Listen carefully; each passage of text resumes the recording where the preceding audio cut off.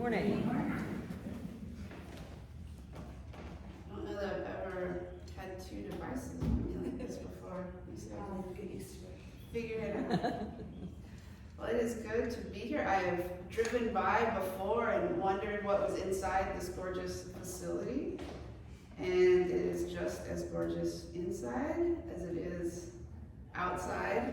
I see a few familiar faces, which is always nice when you come into a new place. And you know, when you leave, they're no longer unfamiliar faces, which is what I love about this kind of day. And the service has already been so lovely, so my goal is to make it continue to be so.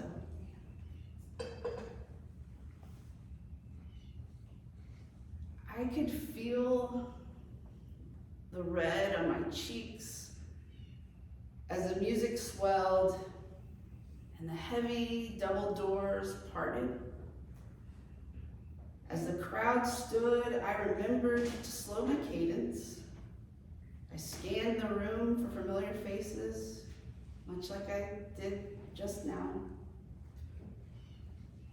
I refused to cast my gaze just yet at my forever partner waiting for me, terrified of the tears or the laughter or whatever might come out of me, whatever unchecked emotion might escape.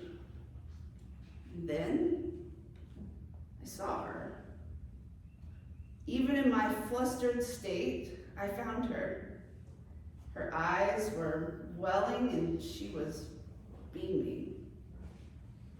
So much for keeping my emotions in check.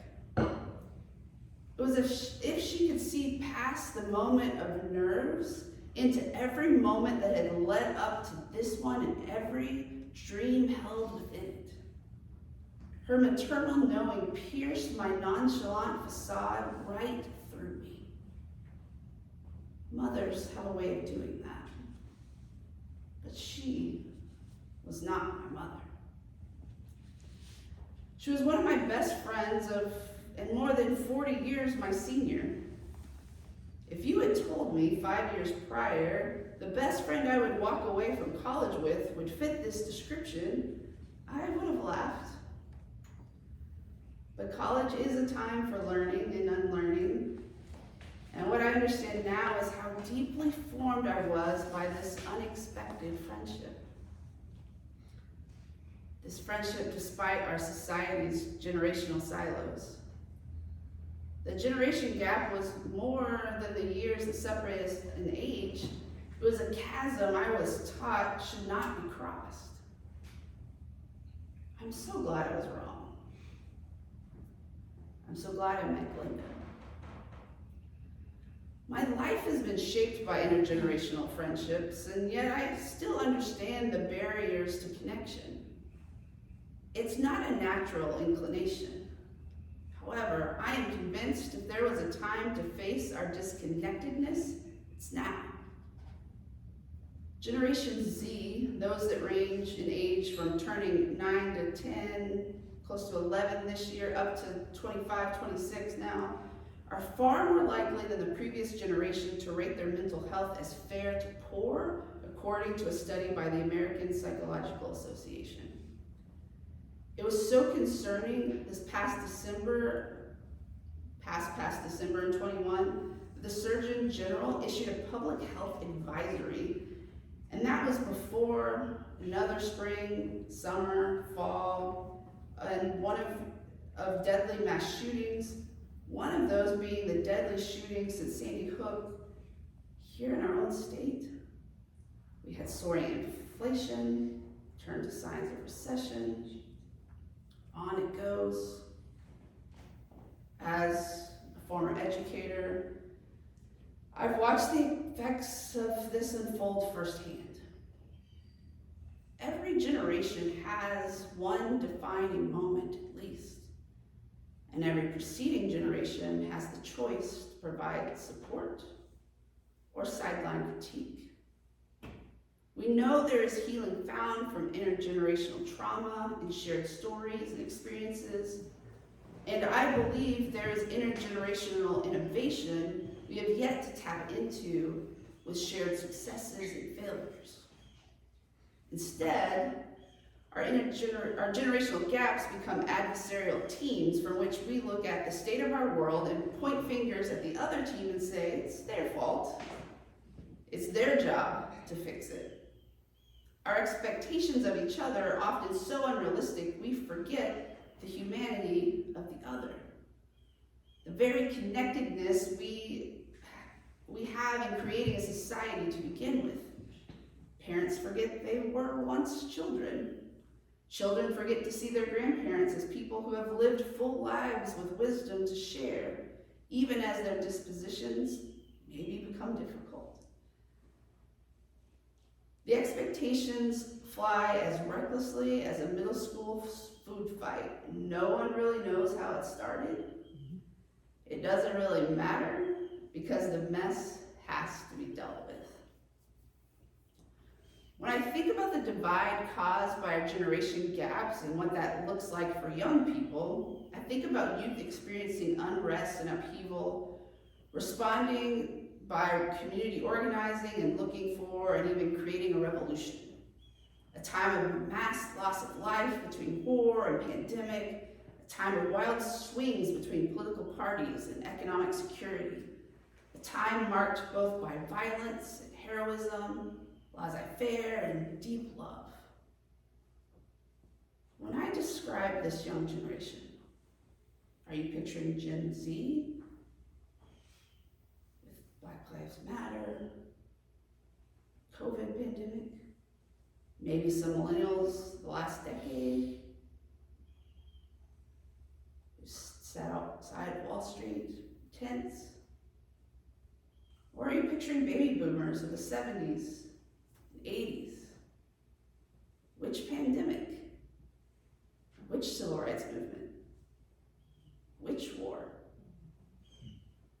We are marked as a country, as people of similar values who respond largely in predictable ways. Why then is it such a stretch for boomers to connect with millennials and Gen Z? Probably the same reason the greatest generation scoffed at boomers and Gen X. For all the social identities that we hold, race, ethnicity, gender, sex, sexual identity, religion and worldviews, for all that is fluid and all that is not, the one we seem least aware of and most divided by is our generational situating. The generation gap is not a sociological definition, but a rule of life in the United States. A fraternal order that scoffs at the younger generation like clueless freshmen as if they aren't making the same mistakes, and somewhere along the way our society decided that a little hazing is in order. It's part of growing up and gaining independence. It's the hard knocks of life. They'll figure it out. This cycle of blame and shame and digging trenches in our generation gaps doesn't do anything for any of us. But it doesn't have to be this way either. I started my first job as an educator in Dallas as an assistant high school speech and debate coach. I was so excited and so nervous. I knew nothing about the person that I'd be working for. It was one of those referral kind of situations. Honestly, I'd only been out of high school for a year. And this is kind of how this world goes. If you were good in high school, they hire you really cheap, and you become an assistant, and you work your way through college as an assistant coach. You travel with the team, and you can work ridiculous hours, and you judge at tournaments, and you teach students not much younger than you to do the thing that you just did well. So I've been recommended. I knew nothing about her. All I knew was her name, Glinda. I hope she was the good witch.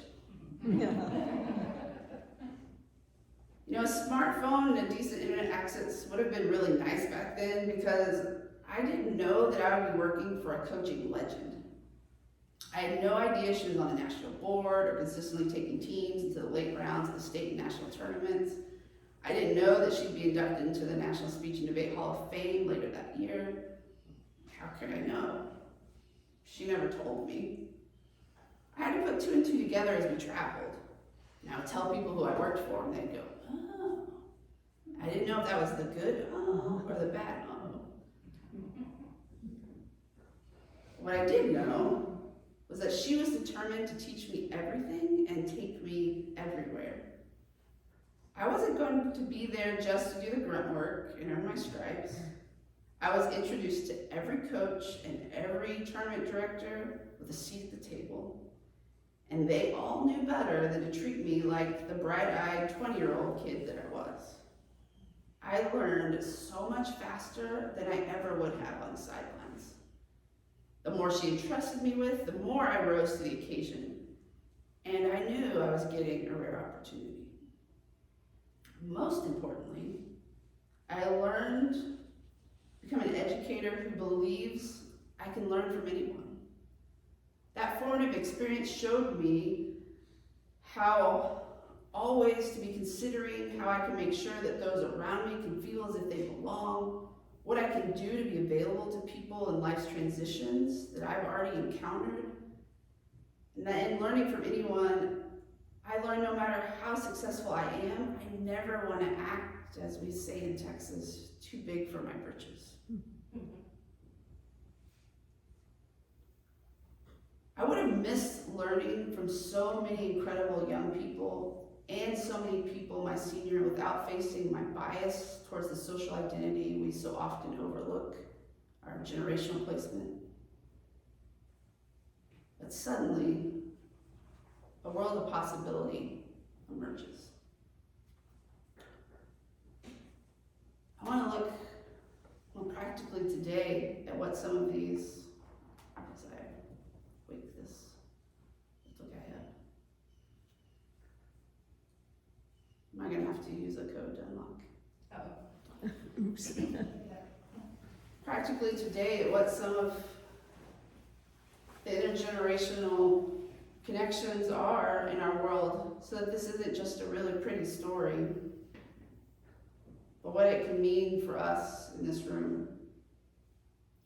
One of the ways that we're seeing all over the country right now, intergenerational connectedness, is with intergenerational roommates. Have you heard about this? Business Insider talks about multi-generational kind of roommates as Gen Z and millennials find it increasingly difficult to keep up with skyrocketing rent. And so more of them have begun to cohabitate with people closer in age to their grandparents. Yes. Yep, that's not super important, but you see this picture? There we go. There we go. So much better. It's better than I had. Technology, isn't it great, folks? Yes. Nadia Abdullah, 25, and a recent graduate of Tufts University, told the Washington Post that her post-college apartment hunt was a little frustrating because she couldn't find anything in her budget. She had trouble finding an apartment in the Boston area after finishing school, where rent had surged over the past few years. This article, I think, is a year old. We all know that rent has done some crazy things in the last year and a half. So she found this home sharing agency that matched young adults with older homeowners with a room to spare, and she eventually connected with Judith Alnabai, an attorney from whom she now rents.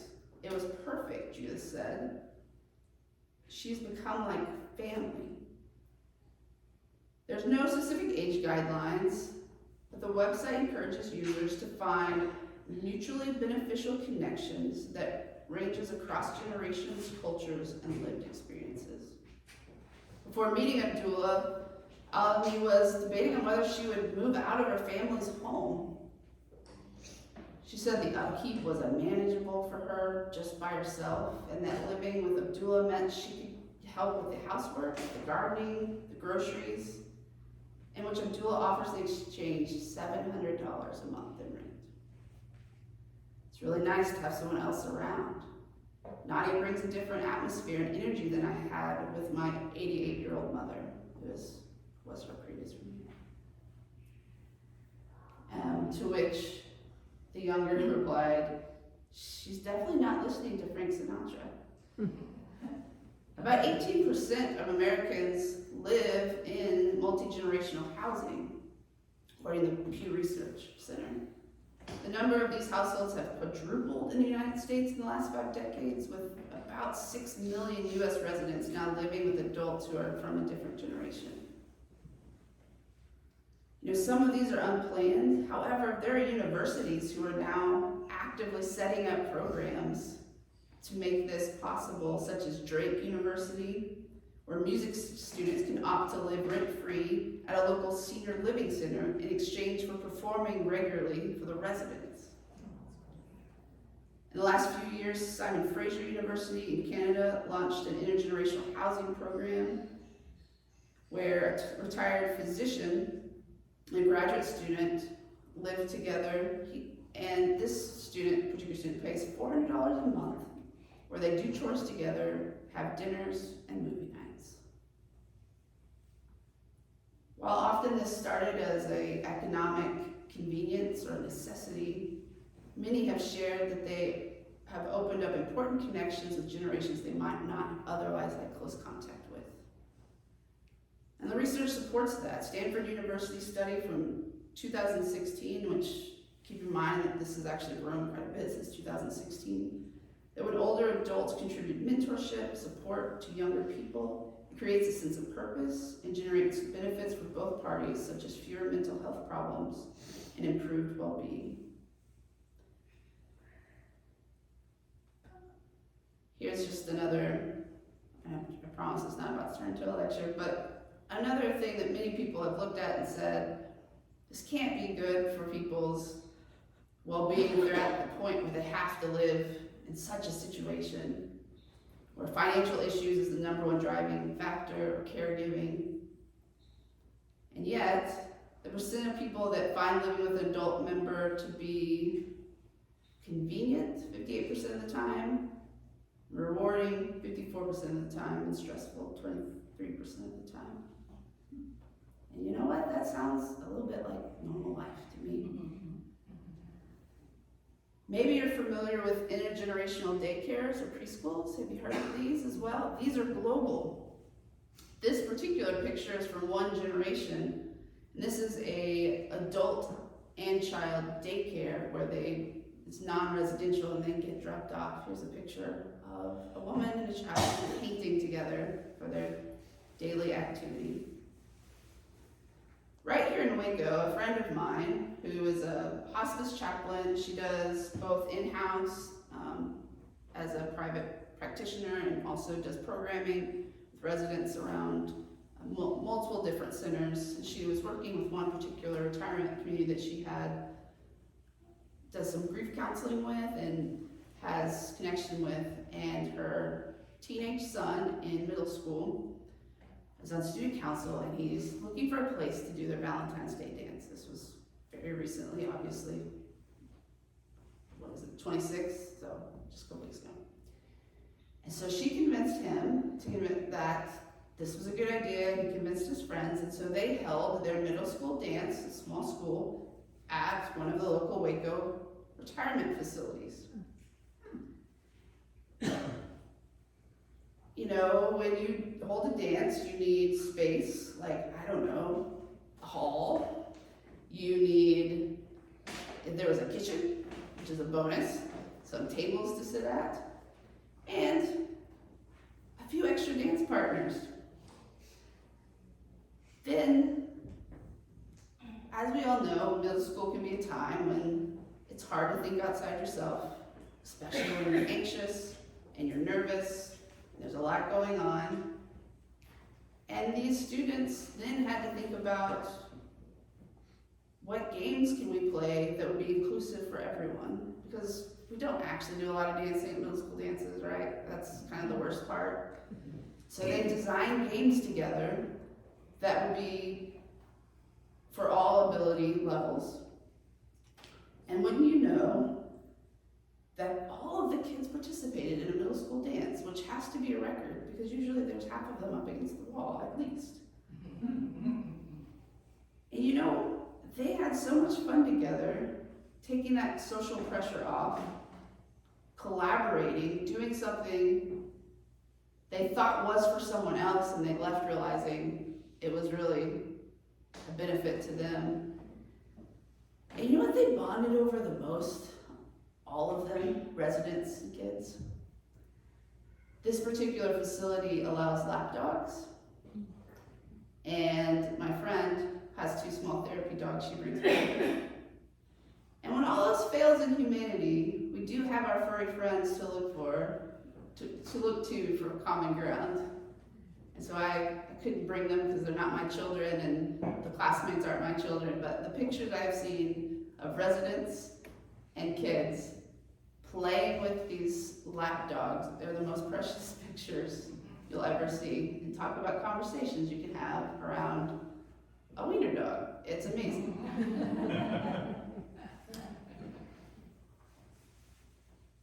Oh, did I wait too long? I may have waited too long. I got you. She's got you. Thank you. This past November, I met Judy very unexpectedly. I had just finished producing the Belief in Belonging Festival here in Waco that Anita spoke of. It was a diverse lineup of speakers, poets, musicians. We went from age 21, still in college, up to about 65. And I hadn't even left the stage, and there was Judy. And she, I think, was happy with everything. She was unhappy with me because I didn't advertise well enough for her to tell everyone else here to spread the word. So this is not just a promo moment. This is me making sure that Judy doesn't get me again. So I actually have to save the date for next year, which is October 10th of 21, and I'll send that to you. However, the purpose of this story, this is Sadiq Granger, who was also in this show. How many of you have been somewhere that Sadiq has performed, or have you seen him around? Yeah? So he's performed, but you may have also seen him on the corner of Highway 6, playing his violin. And it's very easy to look at Sadiq, depending on where you run into him, and think, that's someone who is homeless or doesn't have it together. That's someone who's panhandling. If you don't know what he is in this community. Sadiq was in my husband's high school classroom at the Methodist Children's Home. I've known him since he was about 15, 16, and asked him to come be a part. Believe it or not, he wasn't always this tall. And the thing about Sadiq, do you mind going to the next slide? Is that he's incredibly collaborative. And so I asked him to help create with me the talk that I was going to do. And we spent hours just talking about what it means to belong. My talk was about the dissonance of not belonging. And we talked about his time living in Egypt, and his time living in Philly, and trying to live in Waco. And he helped me create this talk, and then we collaborated. And I will tell you, Sarah, part of one of the pieces he plays is actually the 90s X-Men cartoon theme song. So I think it's in the body of my email link if you ever want to see it. Nice, thank you.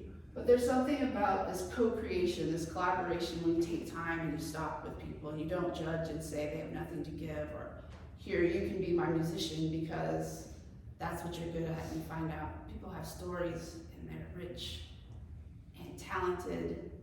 And even if he wasn't talented at all, his story still matters and still enriches the experience, as did everyone that day.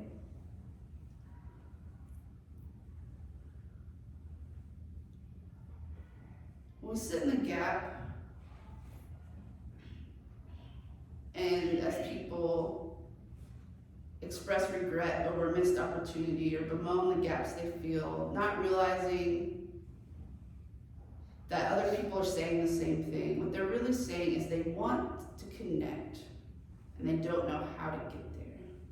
Because the chasm just seems too wide, and the other group feels XYZ about them, and oftentimes that's just not true.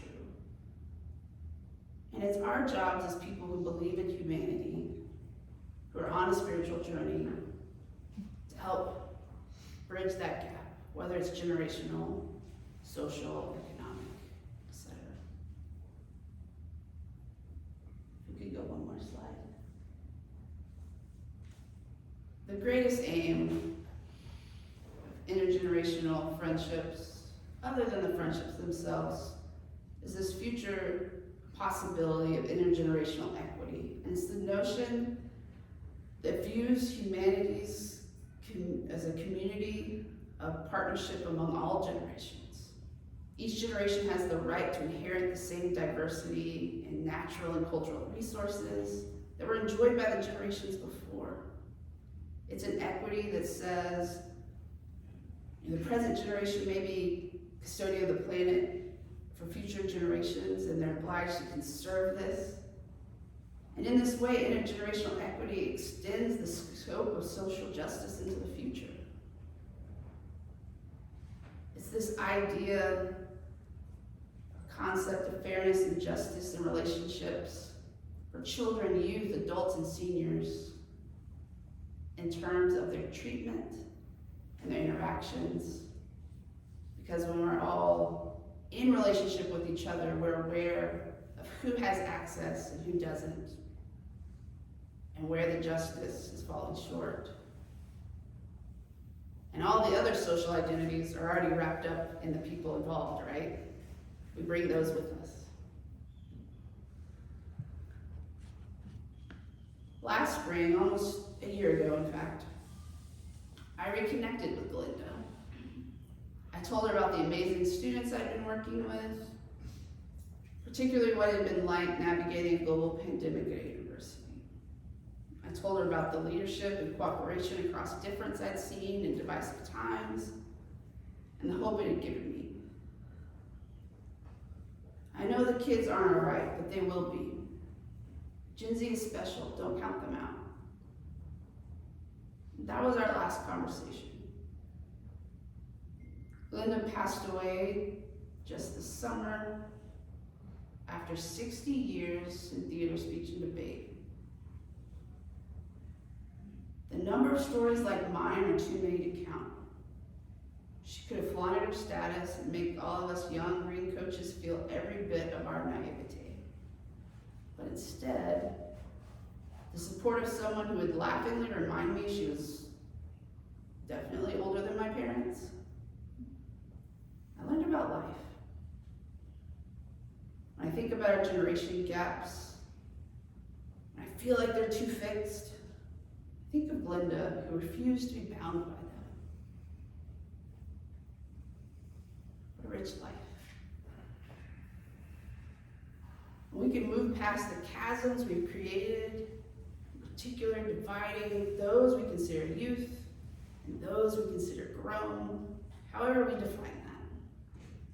We have an opportunity to live richer lives too. Of course, life experience and maturity matters. But so does cooperation, support, authenticity, vulnerability, and unconditional care and love. If we want people to act differently, we start by treating them differently.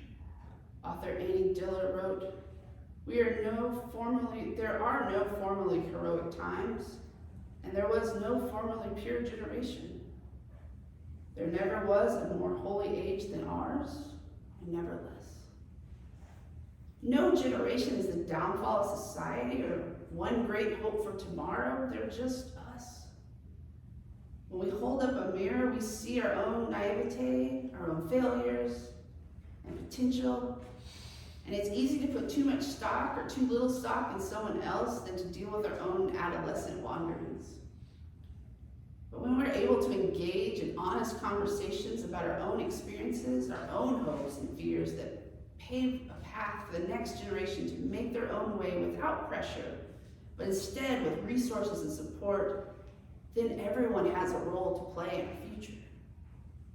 It's time to unburden our youth with a future alone. Unburden our parents and grandparents with the blame for the way things are. For the most part, people are doing their best with the information they had at the time. We all make mistakes. We learn when we share our experiences. We grow in empathy and respect when we realize we aren't as different as we thought. We all have hopes, fears, dreams, struggles, and vices. And there's a good chance there's a kid down the street that can help you make that Instagram account for the business that you want to start, or a widow who just might be looking for a roommate at a decent price, and an even better conversation. Sit at the kids' table every chance you get. The conversation is better, and you know they'll tell you the truth. Be open to surprising friendship, unexpected grace, and remember our generation gaps are perfect opportunities to build bridges so we can co-create a world that's better for all of us, by all of us.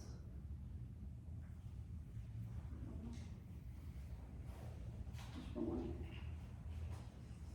The poem this morning was gifted to me by a dear friend who's also at least a decade more than my parents. And she reads this often as she travels and presents and does amazing things in the world. And this is her dream of this co-creation. So I end with these words. It's truncated. And I wonder if our ancestors dreamt this. We honor them every time we meet the challenge of the present day and do not succumb to complacency or the comforts of privilege. Every time we face ourselves, force ourselves to be selfless so that others can be more. Be open to surprising friendships and unexpected grace, and remember our generation gaps are perfect opportunities to build bridges so we can co-create a world that is better for all of us.